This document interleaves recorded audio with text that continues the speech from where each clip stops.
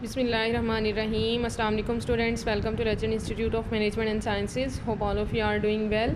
Our subject is Animal Form and Function 1, BS Zoology 4th, and I am your course instructor Sehri Shumar. Today's topic is movement and support, and the lecture is lecture number 4. ठीक है बेटा, last lecture में हमने integumentary system complete किया. हमने vertebrates के अंदर integumentary system को डिटेल में डिस्कस कर लिया था. हमने इनवर्टिब्रेट्स के अंदर भी जो है उसको डिटेल में देखा. आज बेसिकली हमने इसका नेक्स्ट टॉपिक स्टार्ट करना है, that is movement and support. ये जो है वो हमने जब कोर्स स्टार्ट किया था तो मैंने आपको पहले भी बताया था. बेसिकली हमने इसके अंदर हर तरह का जो है वो सिस्टम पढ़ना है. एनिमल्स के केस में हमने हर तरह के सिस्टम को डिस्कस करना है, लेकिन यहाँ पर हमने कंपैरिजन के लिहाज से डिस्कस करना है. मीन्स कि हमने देखना है कि इनवर्टिब्रेट्स के अंदर मूवमेंट किस तरह से हो रही है, उनको सपोर्ट किस तरह से मिल रही है, और उसी तरह से बिल्कुल उसी तरह से हम जो है वो वर्टिब्रेट्स के अंदर भी चेक करेंगे कि वर्टिब्रेट्स के जितने भी क्लासेस हैं उनके अंदर मूवमेंट एंड सपोर्ट का जो है वो क्या आप कह सकते हैं फिनोमेना है, उसके अंदर हमने देखना है. तो एक एक करके हमने हर तरफ जो है वो इसको देखना है. सबसे पहले हम देख लेते हैं कि मूवमेंट एंड सपोर्ट है क्या. मूवमेंट मतलब लोकोमोट करना, एक जगह से दूसरी जगह मूव करना, और ओबियसली सपोर्ट कहते हैं कि एक पूरी बॉडी जो अपराइट खड़ी है, अपराइट मूव कर रही है, तो उसको किसी न किसी तरह से सपोर्ट मिली हुई है, स्केलेटन के थ्रू उसको सपोर्ट मिली हुई है, तो that is movement and support. अगर हम जो है वो सिंपलेस्ट ऑर्गेनिज्म से स्टार्ट करें, ठीक है. सबसे सिंपलेस्ट ऑर्गेनिज्म आपको पता है कि यूनिसेलुलर यूकैरियोट्स हमारे पास, प्रोटिस्ट जिसे हम कहते हैं, जो कि प्रोटोजोआ से बिलोंग करते हैं. ठीक है, protist as the ancestor of all multicellular animal. जितने भी मल्टी सेलुलर एनिमल हैं वो प्रोटिस्ट से ही एवॉल्व हुए हैं. प्रोटिस्टा जो हमारे पास किंगडम प्रोटिस्टा है, जिसके अंदर आपको पता है एनिमल लाइक प्रोटिस्ट भी हैं, प्लांट लाइक प्रोटिस्ट भी हैं, और फंगस लाइक प्रोटिस्ट भी हैं. तो वो सारे के सारे जो हैं वो मल्टी सेलुलर एनिमल्स के जो हैं वो एंसेस्टर हैं. तो अगर हम सबसे पहले प्रोटिस्ट की ही बात कर लें तो आपको पता है उनके अंदर तो सिंपल सा उनका लाइफ फॉर्म है. उनके अंदर जैसे जैसे कॉम्प्लेक्सिटी बढ़ती गई, as their body size has increased many times, so they need a system of support and movement. कि मल्टी सेलुलर एनिमल के अंदर साइज़ और उनका आपको पता है कि उनका बल्क बहुत ज़्यादा हो गया है, तो ओबियसली उनको सपोर्ट एंड मूवमेंट का एक प्रॉपर सिस्टम चाहिए होता है. दी सिस्टम जो है वो एवॉल्व सिमल्टेनियसली, कि ये आहिस्ता आहिस्ता से एवॉल्व होते गए हैं. Following types of movement takes place in animals, कि अगर हम देखें कि एनिमल्स के अंदर कौन कौन तरह की किस तरह की मूवमेंट होती है, तो कुछ ऐसे एनिमल्स हैं जिनके अंदर अमीबॉइड सेल्स के थ्रू मूवमेंट होती है. जैसे आप देखते हैं अमीबा भी है, अमीबा के अंदर जो है वो सिंपलेस्ट अमीबॉइड मूवमेंट है. फ्लैजिलेटेड सेल्स भी, फ्लैजिला के थ्रू भी मूवमेंट होती है, सिलिएटेड सेल्स के थ्रू मूवमेंट होती है, और मसल सेल्स के थ्रू जो है वो एडवांस जो एनिमल्स हैं उनके अंदर मसल्स के ज़रिए से मूवमेंट होती है. तो ये आप कह सकते हैं सिंपल से कम्प्लेक्स की तरफ जब हम जाते हैं तो ये मूवमेंट हमारे पास आती जाती हैं थ्रू एवोल्यूशन. ठीक है स्टूडेंट्स, उसके बाद अगर हम बात करें कि एनिमल्स के अंदर सपोर्ट किस तरह से मिलती है, तो उनके अंदर स्केलेटन के ज़रिए से उन्हें सपोर्ट मिलती है. 3 तरह का उनके अंदर स्केलेटन पाया जाता है. ठीक है, हाँ, फ्लूइड हाइड्रोस्टेटिक स्केलेटन. ठीक है, सबसे पहला जो हमारे पास स्केलेटन है सिंपलेस्ट ऑर्गेनिज्म के अंदर, दैट इज़ हाइड्रोस्टेटिक. उसके बाद हमारे पास रिजिड एक्जोस्केलेटन है. एक्जोस्केलेटन मतलब जो आउटसाइड द बॉडी पाया जाता है, जैसे आप लोग इंसेक्ट्स के अंदर देखते हैं. और उसके अलावा जो मोस्ट एडवांस है दैट इज़ एंडोस्केलेटन. तो ये 3 तरह की हमारे पास जो है वो स्केलेटन हैं जो कि एनिमल्स को सपोर्ट दे रहे होते हैं. मूवमेंट के लिए मैंने आपको ये चार जो हैं वो बता दी, और जो सपोर्ट के लिए हमारे पास 3 तरह का स्केलेटन है, that is hydrostatic, exoskeleton and endoskeleton. ये जो हैं वो एनिमल को सपोर्ट देते हैं. मसल्स इसी स्केलेटन के साथ अटैच होते हैं, और मसल्स एंटागोनिस्टिकली वर्क करके जो है वो एनिमल को मूव करवाते हैं. Understand students. उसके बाद हमारे पास जो है वो हम स्केलेटल सिस्टम की तरफ चलते हैं. Skeleton system of invertebrates. सबसे पहले हमने इनवर्टिब्रेट्स के अंदर जो है वो स्केलेटन्स को डिस्कस करना है, then we will move towards the vertebrates. ठीक है, आपको पता है सबसे सिंपलेस्ट हमारे पास जो ऑर्गेनिज्म है इनवर्टिब्रेट के अंदर, वो हमारे पास पोरीफेरा आ जाते हैं और नाइडेरियंस आ जाते हैं. सबसे पहला फाइलम आप पढ़ते हैं पोरीफेरा का, जिसके अंदर स्पंजीज़ होती हैं. ठीक है, और उसके बाद आप लोग नाइडेरियंस पढ़ते हैं. नाइडेरियंस के अंदर आपको पता है हाइड्रा आ जाता है, सी एनीमून वगैरह आ जाते हैं. तो इनके अंदर हम जो है वो हाइड्रोस्टेटिक स्केलेटन जो है वो हम हाइड्रा के अंदर, ये सी एनीमून के अंदर हाइड्रोस्टेटिक स्केलेटन देखेंगे. अब सबसे नाम से ज़ाहिर हो रहा है हाइड्रोमीन वाटर. स्टेटिक मतलब आप कह सकते हैं कॉन्स्टेंट कंसनट्रेशन है वाटर के अंदर फ्लूइड की. Core of liquid surrounded by tension resistant sheath of longitudinal and circular muscles. ठीक है, कि आप कह सकते हैं कि सपोज़ ये बॉडी है, तो बॉडी के अंदर जो है वो फ्लूइड भरा हुआ है. ठीक है, वाटर भरा हुआ है और उस वाटर के इर्द गिर्द एक शीट है जिसके ऊपर मसल्स जो हैं वो अटैच हैं। सपोज़ ये सर्कुलर मसल्स हैं और ये लॉन्गिट्यूडिनल मसल्स हैं। तो इस तरह से मसल्स जो हैं वो अटैच हुए हैं। Movement and form is controlled by using muscles to change the shape of the fluid filled compartment, कि मसल्स जो हैं वो फ्लूइड फील्ड कंपार्टमेंट की शेप को या तो लॉन्ग कर देते हैं या उसको इस तरह से अलोंगेट कर देते हैं, जिसकी वजह से मूवमेंट होती है। ठीक है स्टूडेंट्स, तो बेसिकली आप कहते हैं कि मूवमेंट एंड फॉर्म जो है वो किसकी वजह से कंट्रोल होती है, हाइड्रोस्टैटिक कंपार्टमेंट की। वो बेसिकली मसल्स जो हैं वो कंट्रैक्ट और रिलैक्स करते हैं। अब आप लोग देखें कि skeleton of the body which is produced due to the fluid field cavity within the gastrovascular cavity और coelomic cavity is called hydrostatic skeleton. के सिलोमिक कैविटी जो होती है या गैस्ट्रोवास्कुलर कैविटी जो होती है उसके अंदर पानी या फ्लूइड भरा होता है, उस स्केलेटन को हम जो है वो हाइड्रोस्टैटिक स्केलेटन का नाम देते हैं। और ये बहुत सारे इनवर्टिब्रेट्स के अंदर पाया जाता है और यही बॉडी फ्लूइड जो है वो इंटरनल ऑर्गन्स को सपोर्ट भी दे रहा होता है। और इसके अलावा एक्सीलेंट एडॉप्टेशन है इनवर्टिब्रेट के अंदर, बहुत ज़्यादा सिंपल जो है वो ये हाइड्रोडायनामिक्स के असूलों पर जो है वो काम करता है। अगर हम इसकी एग्जांपल्स के लिहाज से इसको डिस्कस करना चाहें तो हाइड्रा के अंदर ये सिस्टम पाया जाता है, अर्थवॉर्म के अंदर पाया जाता है। ठीक है, इसको हम जो है वो डायग्रामेटिकली देखते हैं। सबसे पहले हम जो है वो ये सी एनीमून को आपको दिखाया गया है, इसके अंदर हम देख लेते हैं। ये हाइड्रा के अंदर हमें दिखाया गया है। हाइड्रा के अंदर हम देखते हैं तो हम कहते हैं कि देखें इसकी बॉडी आपको नज़र आ रही है, ये टेंटिकल्स हैं। ठीक है, ये इसकी बॉडी का मेन पार्ट है, ये एलोंगेट हुआ है और टेंटिकल्स भी इसके एलोंगेटेड है। Gastrovascular cavity and tentacles expanded filled with water and relaxed. ठीक है, कि ये उस कंडीशन में है कि जब इसके मसल्स जो इसके बॉडी के अंदर लॉन्गिट्यूडिनल मसल्स भी होते हैं और सर्कुलर मसल्स भी इसके अंदर मौजूद होते हैं, तो जब इसके अंदर जो इसके सर्कुलर मसल्स हैं वो रिलैक्स कंडीशन में होते हैं, जिसकी वजह से इसकी बॉडी जो है वो एलोंगेट कर जाती है और टेंटिकल्स भी बाहर की तरफ एक्सपेंड हो जाते हैं। उसके बाद gastrovascular cavity and gastrovascular cavity empty, मतलब ये पानी सारा का सारा माउथ के ज़रिए से बाहर निकल आता है। Tentacles and body wall contracted, कि उसकी बॉडी वॉल कॉन्ट्रैक्ट हो जाती है और टेंटिकल्स भी इसके अंदर की तरफ चले जाते हैं, रिट्रैक्ट हो जाते हैं। तो बेसिकली हम कहते हैं कि इसकी जो है वो इम्प्रेसिबल लिक्विड जो है वो इसके अंदर, इसकी शीट के अंदर एनक्लोज होता है, जो कि लॉन्गिट्यूडिनल और सर्कुलर मसल से इसकी शीट बनी होती है और फ्लूइड फील्ड बैलून की तरह काम करती है। जैसे बैलून को हम जिस तरह, अगर एक ऐसा बैलून है जिसके अंदर पानी भरा हुआ है, तो हम जहाँ से उसको प्रेशर को जहाँ से हम उसको पुश करेंगे तो वाटर आगे की तरफ मूव कर जाएगा। ठीक है, तो बिल्कुल उसी तरह से वो पीछे वाला हिस्सा उसका कॉन्ट्रैक्ट कर जाता है और अगले वाला हिस्सा उसका रिलैक्स कर जाता है। सपोज़ ये फ्लूइड बैलून है, तो अगर मैं यहाँ से पकड़कर उसको कॉन्ट्रैक्ट करती हूँ तो ओबियसली ये हिस्सा कॉन्ट्रैक्ट हो जाएगा और सारा का सारा वाटर आगे की तरफ पुश हो जाएगा। बिल्कुल इसी तरह से यहाँ पर भी यही कंडीशन है कि पीछे वाले मसल्स रिलैक्स होते हैं, पीछे वाले मसल्स रिलैक्स होते हैं तो आगे बॉडी जो है वो एलोंगेट हो जाती है। ठीक हो गया स्टूडेंट्स। उसके बाद हम कहते हैं कि the force is exerted against the one region of the fluid, it is transmitted to the other region, के एक तरफ फोर्स एक्सर्ट होती है तो वो आगे की तरफ ट्रांसमिट होती है, जस्ट लाइक बैलून। ठीक है, contracting muscle press the hydrostatic skeleton, the transmitting force causes the body movement, के कंट्रैक्टिंग मसल्स जो हैं वो हाइड्रोस्टैटिक स्केलेटन को प्रेस करते हैं, जिसकी वजह से फोर्स जो है वो आगे की तरफ ट्रांसमिट होती है। इसकी एग्जांपल बिल्कुल आपने एक जो है वो बैलून की तरह लेनी है कि मैंने बैलून को यहाँ से प्रेस किया, सपोज़ मैंने यहाँ से प्रेस किया है तो वाटर सारा का सारा आगे की तरफ मूव कर गया और आगे की बॉडी जो है वो एलोंगेट हो चुकी है। ठीक हो गया स्टूडेंट्स। तो ये जो कंट्रैक्शन होगी ये कौन करवाएगा, ये मसल्स करवाएंगे। उसके बाद अगर अर्थ अर्थवॉर्म की बात कर लें तो आपको पता है अर्थवॉर्म जो है एनेलिडा से बिलोंग कर रहा है, फ़ायदा एनेलिडा से। इसके अंदर भी लॉन्गिट्यूडिनल और सर्कुलर मसल्स पाए जाते हैं इसकी बॉडी वॉल के अंदर, जो कि कंट्रैक्ट और रिलैक्स कंटिन्यूसली अल्टरनेटली जो है वो कंट्रैक्ट और रिलैक्स करते हैं, जिसकी वजह से एक रिदम क्रिएट होता है और इस रिदम की वजह से अर्थवॉर्म जो है वो सॉइल के अंदर पेनिट्रेट कर सकता है, सॉइल के अंदर जो है वो बरोज़ बना सकता है, रह सकता है।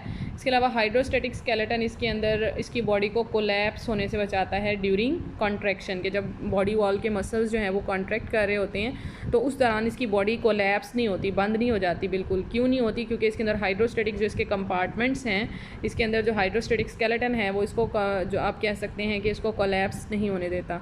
देखिए यहाँ पर इसको आपको लॉन्गिट्यूडिनल मसल्स नज़र आ रहे हैं, जो कि इसकी बॉडी इसमें इस तरह से पाए जा रहे हैं, रिलैक्स्ड कंडीशन में है। सर्कुलर मसल्स नज़र आ रहे हैं आपको जो कि कॉन्ट्रैक्टेड कंडीशन में है, जिसकी वजह से इसकी बॉडी क्या हो रही है, एलोंगेट। तो आपने याद रखना है कि जब भी इसके सर्कुलर मसल्स कॉन्ट्रैक्ट करेंगे तो बॉडी इसकी क्या हो जाएगी, एलोंगेट। दूसरी तरफ जब इसके सर्कुलर मसल्स रिलैक्स करेंगे और लॉन्गिट्यूडनल मसल्स कॉन्ट्रैक्ट करेंगे तो इसकी बॉडी एक्सपेंड हो जाएगी, लेकिन उसकी लेंथ क्या हो जाएगी, रिड्यूस हो जाएगी। ठीक है स्टूडेंट्स, यहाँ पर देखें इसकी यहाँ पर इतने हिस्से में आपको इसकी लेंथ इंक्रीज़ नज़र आ रही है क्योंकि इसके सर्कुलर मसल्स कॉन्ट्रैक्ट कर रहे हैं। यहाँ पर इसकी इतनी जगह पर आपको इसकी बॉडी के जो मसल्स हैं लॉन्गिट्यूडनल वो कॉन्ट्रैक्टेड नज़र आ रहे हैं, जिसकी वजह से इसकी बॉडी जो है वो साइज़ में या आप कह सकते हैं लेंथ में रिड्यूस हो रही है। तो इस तरह से ये अल्टरनेट कॉन्ट्रैक्शन और रिलैक्सेशन की वजह से इसकी बॉडी जो है वो इस तरह से आगे की तरफ जो है वो मूव करती है। ठीक है स्टूडेंट्स, और इसके अलावा इसके अंदर जो है वो सीटी भी अटैच होते हैं जो कि इसको सरफेस के साथ अटैच होने में हेल्प करते हैं, जो कि आप लोगों ने इसका जब डिटेल डिस्क्रिप्शन पढ़ी थी अर्थवॉर्म की तो आप लोगों ने कहा था कि इसके अंदर सीटी होते हैं जो कि इसको मूवमेंट करवाने में हेल्प करते हैं। ठीक हो गया, तो ये इसके हाइड्रोस्टेटिक स्केलेटन था। उसके अलावा हम कहते हैं कि ये जो हमारा हाइड्रोस्टेटिक स्केलेटन होता है डिफरेंट ऑर्गेनिजम्स के अंदर, डिफरेंट इन्वर्टिब्रेट्स के अंदर ये डिफरेंट है। जैसे कि एसिलोमेट्स के अंदर जिसके अंदर बॉडी कैविटी नहीं होती, उनके अंदर गैस्ट्रोवस्कुलर कैविटी जो उनका आप कह सकते हैं उनकी जो डाइजेस्टिव कैविटी होती है, गट जो होती है, गैस्ट्रोवस्कुलर कैविटी जिसे हम कहते हैं, वही जो है वो इनके उसके अंदर ही फ्लूइड भरा होता है। इसके अलावा नेमर्टियंस के अंदर, नेमर्टीन्स आप लोगों ने फाइलम पढ़ा था, नेमर्टियंस, उनके अंदर रिंकोसील जो होती है, रिंकोसील, ठीक है, रिंकोसील जो है वो हाइड्रोस्टेटिक स्केलेटन का काम करती है। इसी तरह से एस्टलमेंथीस की बात करें तो उनके अंदर सुडोसिलोम जो है वो हाइड्रोस्टेटिक स्केलेटन का काम करती है। एनालीड्स के अंदर जो प्रॉपर सिलोम पाई जाती है वो हाइड्रोस्टेटिक स्केलेटन के तौर पर यूज़ हो रही होती है। और मोलस्का के अंदर हीमोसील एक्ट एज आ हाइड्रोस्टेटिक स्केलेटन। तो ये आपने डिफरेंट ऑर्गेनिज्म के अंदर जो डिफरेंट हाइड्रोस्टेटिक स्केलेटन के कंपार्टमेंट्स हैं उनको आप लोगों ने याद रख लेना है। उसके बाद नेक्स्ट हमारे पास इनवर्टिब्रेट्स की जो है वो एक्सोस्केलेटन की एग्जांपल्स हमने देखनी है। मैंने आपको बताया था कि 3 तरह के स्केलेटन हैं, hydrostatic skeleton, endoskeleton and exoskeleton. हमने हाइड्रोस्टेटिक को डिस्कस कर लिया। नेक्स्ट हमारा जो है वो एक्सोस्केलेटन है। Exo mean outside and skeleton mean के एक फ्रेमवर्क है, एक नेटवर्क है जो कि बॉडी को सपोर्ट देता है। The skeleton in which the skeleton is present outside the muscles, के मसल्स अंदर की तरफ होते हैं और स्केलेटन बाहर की तरफ होता है, that skeleton is called exoskeleton. और ये जो एक्सोस्केलेटन है मोस्टली हमें आर्थ्रोपोड्स के अंदर नज़र आता है। ठीक है, आर्थ्रोपोड जैसे इंसेक्ट्स वगैरह हैं उनके अंदर आपको ये मोस्ट कॉमन जो है वो एग्जांपल इनकी नज़र आती है। उनकी एपिडर्मिस जो है वो थिक होती है, क्यूटिकल हार्ड क्यूटिकल से मिलकर बनी होती है। तो बेसिकली यही जो क्यूटिकल है ये एक्सोस्केलेटन का काम करती है। It is rigid structure, this cuticle forms the exoskeleton in arthropod. तो हम इसको देखें, यहाँ पर देखें लिखा हुआ है rigid exoskeleton have locomotor function, मतलब ये लोकोमोशन में इन्वॉल्व है। Also support and protect the body, body को प्रोटेक्शन भी देता है क्योंकि आपको पता है क्यूटिकल है तो वो प्रोटेक्शन का काम भी कर रही है।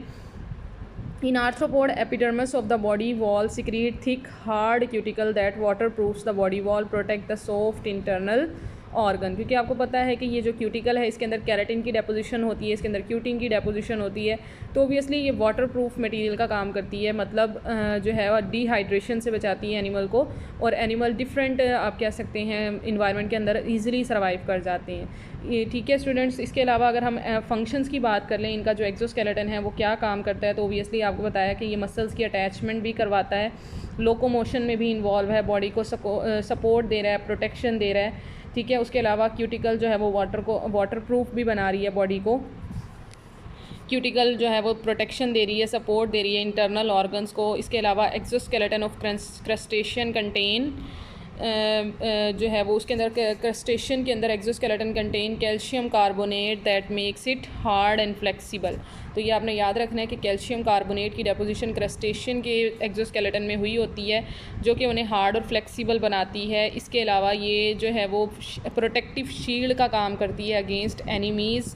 It is resistant to general wear and tear the exoskeleton. ठीक है, कि कोई भी इंजरी जो है वो इसको आसानी से जो है वो ख़राब नहीं कर सकती। It also prevent internal tissues from drawing मतलब डिहाइड्रेशन से, जैसे मैंने आपको पहले बताया कि ये डिहाइड्रेशन से भी बचा रही है। लेकिन ये तो इसके फ़ायदे हो गए, लेकिन यहाँ पर इसका एक डिसएडवांटेज भी है जो कि आप बहुत बार पढ़ चुके हैं।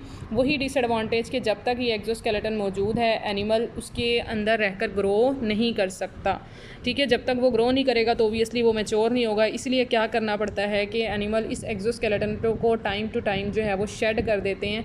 That process is called molting या फिर एक्डाइसिस। इसको आप हर लेक्चर में जो है वो बार बार डिस्कस कर रहे हैं। ये मोल्टिंग का प्रोसेस है जिसको हम कहते हैं कि ये एनिमल जो है वो टाइम टू टाइम जो है वो अपने एक्सोस्केलेटन को शेड कर देता है ताकि उसके अंदर जो एनिमल है वो ग्रो कर सके और दोबारा से फिर अपने ये जो एक्सोस्केलेटन है इसको दोबारा से रीसिक्रीट करवा लेता है। Understand students? तो ये इसका थोड़ा सा एक डिसएडवांटेज है। उसके अलावा एक्सोस्केलेटन जो है वो बहुत इंपॉर्टेंट रोल प्ले करता है लोकोमोशन में, क्योंकि लोकोमोशन ओबियसली आपको पता है इनके जॉइंट्स के ज़रिए से होती है। अगर हम इंसेक्ट्स की बात कर लें तो इनके अंदर जॉइंट्स होते हैं। आर्थ्रोपोड्स के अंदर wing joint possess a highly elastic protein called resilin. ठीक है, इनके अंदर जो है वो जॉइंट्स पाए जाते हैं। पेयर ऑफ एंटागोनिस्टिक मसल्स जो हैं वो जॉइंट्स के साथ अटैच होते हैं। Exoskeleton functions like lever, it produces coordinated movement. Some arthropod joint have highly elastic protein called animal rubber या फिर रेजिलिन। इसको हम एनिमल रबर भी कहते हैं या फिर रेजिलिन भी कहते हैं। ये जो है बेसिकली विंग जॉइंट्स के अंदर या फ्लाइंग बीटल्स के अंदर या जॉइंट ऑफ फ्लीज के अंदर पाए जाते हैं। फ्लीज के अंदर ये पाए जा सकते हैं, बीटल्स के अंदर ये पाई जाती हैं और विंग्स के अंदर जो है ये बेसिकली रेजिलिन प्रोटीन मौजूद होती है। ठीक है, और ये रेजिलिन प्रोटीन जंपिंग इंसेक्ट्स के अंदर ज़्यादातर पाई जाती है। ये बात आपने याद रखनी है। रेजिलिन प्रोटीन जंपिंग इंसेक्ट्स जो जंपिंग करते हैं ज़्यादातर उनके अंदर पाई जाती है, क्योंकि ओबियसली आपको पता है जंपिंग के लिए बहुत ज़्यादा एनर्जी यूज़ होगी। उस एनर्जी के लिए आपको पता है इनके अंदर कोई ना कोई ऐसा कंपाउंड होना चाहिए जो एनर्जी को स्टोर करे। तो रेजिलिन एक ऐसा कंपाउंड है जो हाईली एनर्जी स्टोरिंग कंपाउंड है, जो कि ड्यूरिंग कंप्रेशन जो है वो एनर्जी को स्टोर कर लेता है। कि जैसे ही इनके बॉडी वॉल कंप्रेस होती है तो ये एनर्जी को स्टोर कर लेता है और जैसे ही रिलीज़ करता है, मतलब अपने मसल्स को रिलैक्स करते हैं, तो एनर्जी यूज़ हो जाती है। This energy produced a movement. यही एनर्जी जो है वो जंपिंग करवाती है, मूवमेंट करवाती है। ठीक है स्टूडेंट्स, तो यहाँ पर आपको इनका एक्सोस्केलेटन नज़र आ रहा है। ठीक है, एपिक्यूटिकल है, एक्सोक्यूटिकल है, एंडोक्यूटिकल। आपको पता है 2 तरह की लेयर होती हैं, एपिक्यूटिकल एंड प्रोक्यूटिकल। ठीक है, उसके बाद इसके अंदर आपको सीटा, opening of tegmental gland, extensor muscle, flexor muscles. ये एक्सटेंसर और फ्लेक्सर मसल इसके जॉइंट्स के मसल हैं जो कि इसे मूव करवाने में हेल्प करते हैं। ठीक हो गया स्टूडेंट्स? तो ये आप लोगों ने पहले भी जो है वो इनवर्टिब्रेट्स के टॉपिक में इसको डिटेल से डिस्कस किया हुआ है। उसके बाद हम एंडोस्केलेटन की तरफ मूव करते हैं। ठीक है, इनवर्टिब्रेट्स के अंदर जो है वो एंडोस्केलेटन पाया जाता है। Endo mean inside the skeleton in which the skeleton is present inside the muscles is called endoskeleton. मतलब ये ऐसा स्केलेटन जिसमें मसल्स के अंदर की तरफ जो है वो स्केलेटन पाया जाए, that is called endoskeleton. Endoskeleton of sponges. ठीक है, स्पंजीज की बात कर लें जो कि पोरीफेरा से बिलोंग करते हैं, फाइलम पोरीफेरा। बहुत सिंपलेस्ट ऑर्गेनिज्म है, बहुत सिंपलेस्ट इनवर्टिब्रेट्स हैं हमारे पास। It consist of mineral spicules. Spicule कहते हैं नीडल लाइक स्ट्रक्चर को। And fibres of spongin. Fibres मतलब थ्रेड लाइक स्ट्रक्चर है। Spongin that keeps the body from collapsing. मतलब इनकी बॉडी कोलैप्स नहीं करती क्योंकि इनके अंदर supporting structure in the form of endoskeleton पाया जा रहा है। ये एंडोस्केलेटन स्पिक्यूल्स और स्पंजिन फाइबर से मिलकर बनाया है। जो एडल्ट स्पंजीज होती हैं वो किसी भी सबस्ट्रेट के साथ अटैच हो जाती हैं, इसलिए उन्हें they don't need attached muscle with endoskeleton. इसलिए उन्हें मसल्स के साथ इसलिए उन्हें अपने एंडोस्केलेटन के साथ किसी भी मसल्स की अटैचमेंट की ज़रूरत नहीं पड़ती, क्योंकि उन्हें सिर्फ़ और सिर्फ सबस्ट्रेट के साथ अटैच होना, उन्हें लोकोमोट नहीं करना। उन्हें सिर्फ एक स्केलेटन चाहिए जिसकी वजह से उनकी बॉडी कोलैप्स ना कर सके। तो वो उनका जो स्केलेटन है वो स्पिक्यूल्स और स्पंजिन फाइबर्स की सूरत में उनके अंदर पाया जा रहा है। ये देखिए आपको एक बॉडी दिखाई गई है स्पंज की। ये इन करंट के लान है जिसके ज़रिए से वाटर इनकी बॉडी के अंदर एंटर होता है। ऑस्कुलम है जिसके ज़रिए से बॉडी से बाहर जो है वाटर निकलता है, वाटर फ्लो बाहर की तरफ हो रहा है। कॉलर सेल्स हैं, स्पिक्यूल्स हैं, amoebocytes, water flow, internal cavity. ये आपको सारे के सारे जब आपने फाइलम पोरीफेरा पढ़ा था तो उसके अंदर आपने इसकी एनाटॉमी को डिस्कस किया था। अभी फ़िलहाल आपको इसकी एनाटॉमी की तरफ जो है वो डिटेल इस लेक्चर में आपको इसकी डिटेल की ज़रूरत नहीं है। इसमें सिर्फ आप लोगों ने ये देखना है कि इसकी स्पिक्यूल्स जो हैं वो इसको सपोर्ट देने का काम कर रही हैं, इसकी बॉडी को सपोर्ट दे रही हैं, इसको कोलैप्स होने से बचा रही हैं। तो इनके अंदर आप कहते हैं कि स्केलेटन तो मौजूद है इन the form of spicules and spongin fibres, लेकिन इनके अंदर लोकोमोटरी कोई स्ट्रक्चर नहीं है क्योंकि इन्होंने लोकोमोशन ही नहीं करनी। ये किसी न किसी सबस्ट्रेट के साथ जो है वो अटैच हो जाती हैं और नॉन मोटाइल रहती हैं क्योंकि इन्होंने मूव नहीं करना। उसके बाद एंडोस्केलेटन ऑफ अकाइनोडर्म्स। अकाइनोडर्म्स जिसके अंदर स्टारफिशेस आ जाती हैं। अकाइनोडर्म्स जो हैं वो इनके अंदर कैलकेरियस प्लेट्स जिसे हम ऑसिकल्स कहते हैं ये पाई जाती हैं इनके अंदर। ठीक है। और यही कैलकेरियस प्लेट उनकी जो आप कह सकते हैं कि इनकी बॉडी के ऊपर इस तरह से, अगर ये इनकी बॉडी है तो इस तरह से इनकी बॉडी के ऊपर इस तरह से स्पिक्यूल्स लाइक स्ट्रक्चर, जिसे हम कैलकेरियस प्लेट्स कह रहे हैं, ओसिकल्स कह रहे हैं, ओसिकल स्मॉल बोन को कहते हैं। तो ये कैलकेरियस प्लेट छोटी छोटी आप कह सकते हैं बोन लाइक स्ट्रक्चर मौजूद होते हैं जो इसकी बॉडी को सपोर्ट देते हैं।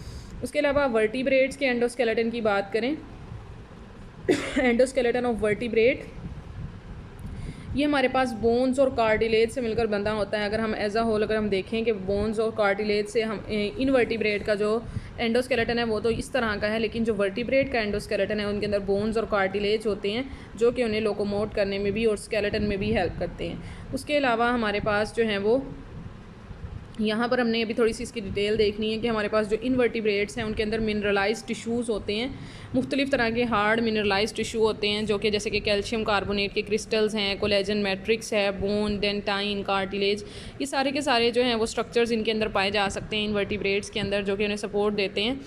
ठीक हो गया स्टूडेंट्स। तो ये सारे के सारे आप कह सकते हैं कि ये हमारे जो हैं वो इनवर्टिब्रेट्स के अंदर जो हैं वो सपोर्ट एंड मूवमेंट के लिए स्ट्रक्चर्स पाए जा रहे हैं। होप सो स्टूडेंट आपको अच्छे से समझ आ गया होगा। यहाँ तक हम लोगों ने इनवर्टिब्रेट्स के अंदर सपोर्ट एंड मूवमेंट को डिस्कस किया। इंशाल्लाह हमने नेक्स्ट लेक्चर में जो है वो skeletal system of vertebrate start करना है, वो थोड़ा डिटेल है हमारे पास। यहाँ पर आपका जो है वो लॉन्ग क्वेश्चन बनता है इस एक्सोस्केलेटन के लिहाज से। ठीक है, एक्सोस्केलेटन जो है वो बहुत इंपॉर्टेंट लॉन्ग क्वेश्चन है। आप लोग अगर इनवर्टिब्रेट के टॉपिक के अंदर भी देखें, ठीक है, इनवर्टिब्रेट्स जो हैं उसके अंदर भी एक्सोस्केलेटन ऑफ आर्थ्रोपोड बहुत ज़्यादा इंपॉर्टेंट है। इसी तरह से यहाँ पर भी इनवर्टिब्रेट के अंदर जो आप एक्सोस्केलेटन की बात करते हैं उसकी डायग्राम और उसकी जो है वो थ्योरी बहुत ज़्यादा इंपॉर्टेंट है, जिसके अंदर आप लोगों ने इसकी एपिडर्मिस को, इसकी क्यूटिकल को और इसके अंदर मोल्टिंग और एक्टाइसिस के प्रोसेस को डिटेल में डिस्कस करना है। होप सो स्टूडेंट्स यहाँ तक आपको अच्छे से समझ आ गया होगा। कोई भी प्रॉब्लम हो तो लाजमी डिस्कस कीजिएगा। Thank you so much. अल्लाह हाफिज़।